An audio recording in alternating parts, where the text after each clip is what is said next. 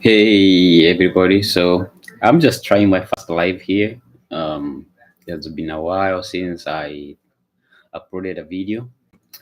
Um, Currently going on with my project, but it's already finished. I have my machine down there in front of me, and I just wanted to come here for an update. So the machine is done. So the only thing that is left is the gas system. The gas system, what I mean by that, instead of having just regular oxygen or nitrogen um, for the handheld, I might even consider using a small air compressor because welding only takes few seconds. Um, the other thing is that uh, the project in and the next project after this is that I'll be using this machine to design dies. So I decided to get to the shoe business. And in the shoe business, when you have a factory, you need dies for punching out leather. So going to give example with this shoe.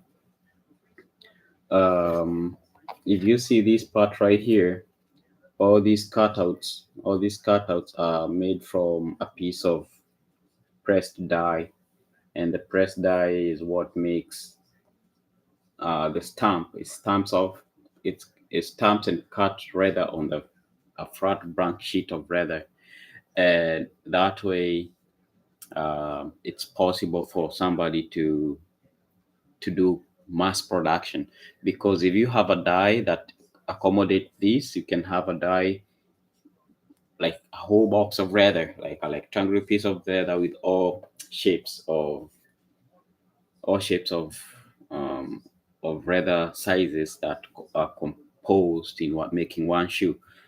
Um, I I have started already the process of buying machines. I have commissioned uh, delivery of about 14 machines. It has costed me over $10,000. Uh, One of the machine will be used. No, actually, two machines will be used because I couldn't afford purchase a brand new one.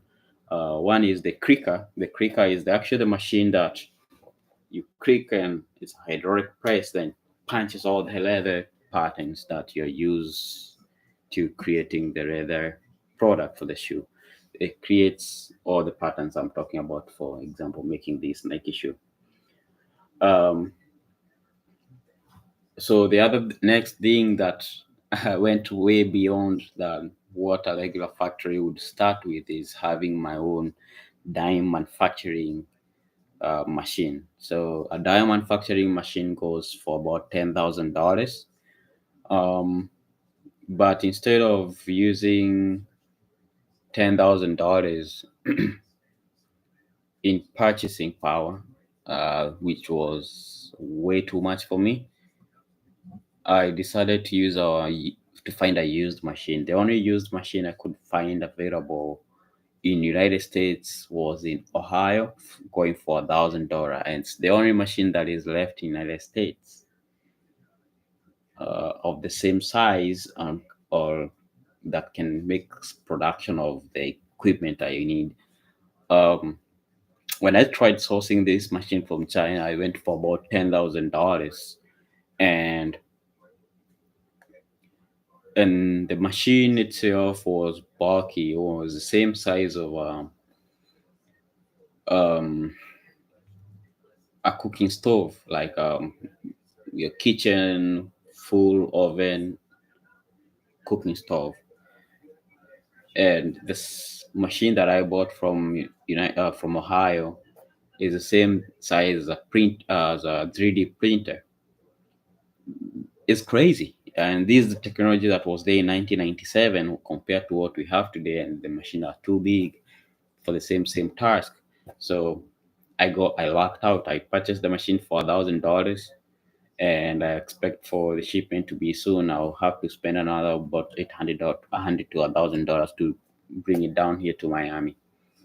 I'm going to go ahead and show you the whole procedure I'm going to go through in using the machine to design the leather dies, and then utilizing the handheld laser machine to do the seamless welds, so that you can literally fabricate these these quality of dies in your office. You literally don't need a machine shop to do this kind of work anymore because of the access of technology. So that's the new roller coaster coming down, and I might need you guys to join me. This is a huge investment I made, and I'm willing to create patterns for anybody in United States. Consider they will just compensate me for the material, and if they have their own design, come with your own design, any design for a leather bag, for a shoe. Making a die, it's costly. It costs, it's book money, almost at $500 for each piece or something like that. All it's gonna cost me is shipping the material from China, and it's not cheap. It's not cheap at all, because I was getting quoted um, 5 stack of steel rod braids. Uh, each is $25, but to ship it back here is $500 on air fleet. And the guy was telling me most of the people buy about 30 of them and ship it through sea. That's not the kind of production I'm looking for. It's funny because I'm in my studio apartment and I can handle all that. So, and it's just crazy that sometimes I decide to get crazy hobbies. So apparently you're gonna enjoy seeing me struggle with the whole machines here. Pulling apart my cooking stove to just run the razor machine. But the nice part is that uh, the dye machine only consumes only 110 volt regular outlet. I have a designer for the shoes from Indonesia. ChatGPT has been a really good friend for translation of the language. It's quite an experience, and I'm still waiting for the shipment for all the sewing machine to arrive. But the sewing machines won't come here to the United States. I I have property in Kenya, and that is in Africa, next on the Equator line. That's where I'm going to have most of my production at. The reason why I'm choosing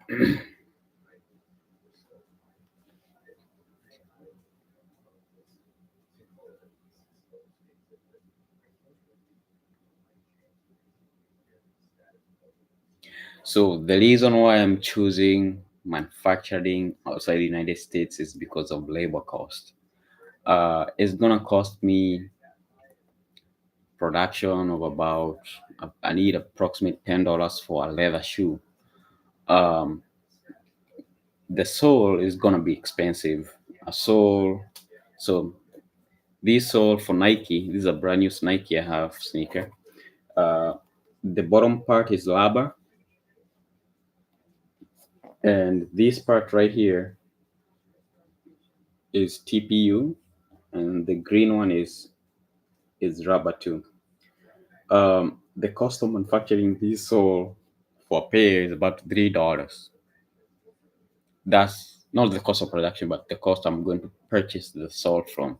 But if I wanted a custom sole like this that has the same trends, it's going to cost me $1,300 or $1,000 for each size of the shoe. So take in mind we have sizes, example from size 5. So it's size 5, 6, 7, 8, 9, 10, 11, 12, 13, 14, about $10,000 to create a template for soles for a shoe. And since I don't have customers yet lined up to purchase the shoe. I rather go with the cheaper option of buying a pre-made sole, but I'm trying to find a shop that is gonna allow me to put a logo like Nike on the bottom of the sole, so that when I'm selling my product is unique and nobody is going to be able to copy it and try and sell for the same price. The upper sole, square foot of leather in Africa is running about 120 shillings. That is $1 for a square foot of leather. If you come here in the United States, a square foot of leather is going to run you about $15. That's another thing I have in mind. So technically, $3, $1 labor for few cents, but I will call it $1. And ornaments and finishing for another dollar or two to make a most premium and sneaker. So literally $5 or $6. Is it even $6? No, exactly. Yeah, about $6. You have a pair of shoe. Then importing leather product from Kenya, especially, they are tax free in Kenya, and depending on the design of the shoe, it's tax free, duty free in the United States. So the leather is coming to United States. I mean, the full shoe is coming to United States for $6 plus transportation fee, maybe $1. So $7 for a shoe, and the resale value for that, for the retail value for this shoe will be a minimum of $40 because it's pure leather. And depending on the quality of it, it can run up to almost $350.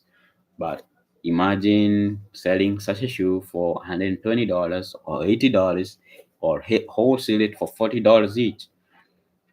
If you have $3,000, 3,000 pairs of shoe running in your factory, that's about a quick $100,000. If you're selling it for, that is $40. You're selling it for $80.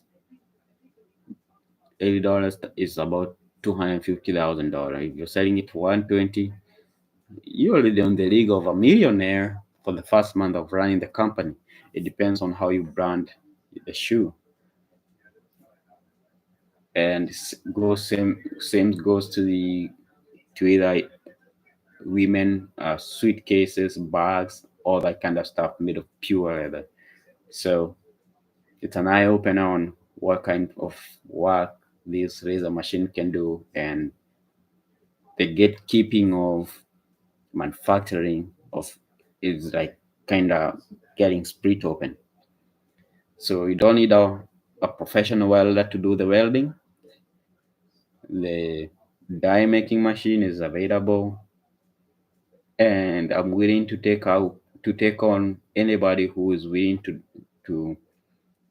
to learn a few sneakers and see if they can work well. All you just need to do is provide the last rust of the shoe and the sole and the design of the leather shoe that you need to be done. Minimum order I'll be taking is 500 shoes.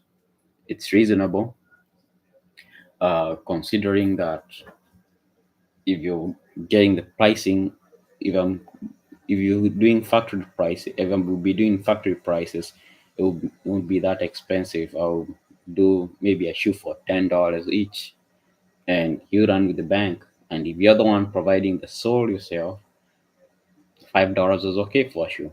So 500 shoes multiplied by $5.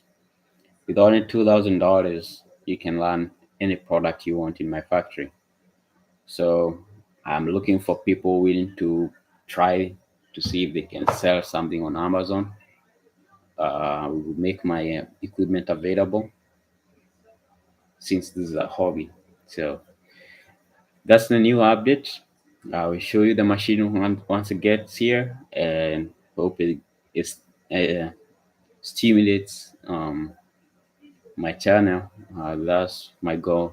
I'm trying to create a brand, and the way I'm going to do it is by providing my equipment to anybody who has the talent or curiosity of trying to see if they can make something. But if you're doing bags and all that for ladies, I'm willing to work with you too. So I don't know the pricing on that, but I know the pricing on leather and the labor, how much it's going to cost me in labor. So I'm creating opportunities. I want people to be able to open their own shops in their own state, and you have a constant supply without fail. Trump is coming in. The tariffs are going to roll out. China is going to be spanked.